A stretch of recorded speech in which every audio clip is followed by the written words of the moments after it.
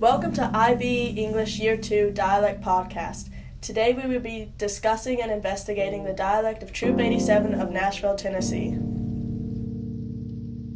So you would say that you acted the same around, let's say, adults within the troop as you do with adults outside of the troop? Absolutely. And the same with young men within the troop and young men out of the troop?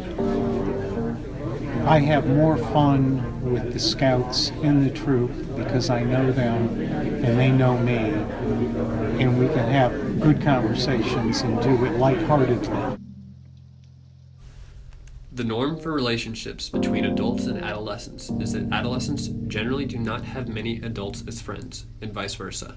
However, inside the troop, it is more common to see adolescents and adults be friends. It is common for adults within the troop to be exposed to slang and parts of speech that are from a younger generation and culture, as well as for young men to be more exposed to a more formal way of speaking. And how do you act towards children of the same age who are not within the troop? Depends on where I am. Like if I'm at school, I don't usually talk as much at school, but when outside, Do you act differently within the troop compared to how you act outside of the troop? Do you have different mannerisms or anything? Usually when I'm around adults, I'm more fond to saying yes sir and yes ma'am. Sometimes outside of the troop, I forget that once in a while, but besides that, it's kind of the only difference. I'm usually respecting adults. Do you act the same around scouts as you act around kids of the same ages in scouts, but who aren't scouts? Yeah, I usually just apply what I've learned here with like talking to people younger than me, to the other youth around me.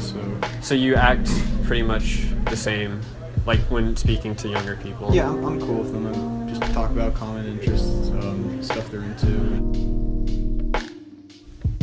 Based on both these interviews with these two scouts, they are heavily influenced by the mannerisms and the ways of communicating that they picked up in the troop, that they brought it outside of the troop and used it to communicate with outside friends and family. Members of Troop 87 tend to speak in a medium to slow-medium pace with high volume. In all of the interviews, there was always background noise of people talking. In some cases, there were interviews in a completely separate space from the main group, but people were still clearly heard.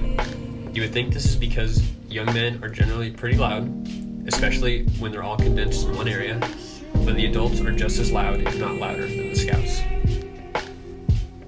This is most likely because the only time when everyone is listening and focused on the same thing is when one person is addressing the entire troop. Whether this person be a scout or adult, everyone will always be quiet. That one person will always speak with great volume as well as with a medium to slow-medium pace in order to emphasize the importance of the words they're saying. This then influences everyone to speak like this outside of addressing the troop. The scouts also generally speak in lighthearted tones, or they sound as if they are aloof. The vocabulary used within the troop is pretty basic because of the varying ages in the group. Most of the scouts at the moment are age 14 or below, so advanced vocabulary is limited because of the necessity of clear communication. As far as accents go, there are not noticeable accents. Most scouts do not have a southern accent, but some do have a light southern accent. However, what is interesting is that one member of the Boy Scouts almost randomly code switches from a deep southern accent to no accent. We can infer that this is because at home he is around a lot of people with deep accents. At the troop, he is not.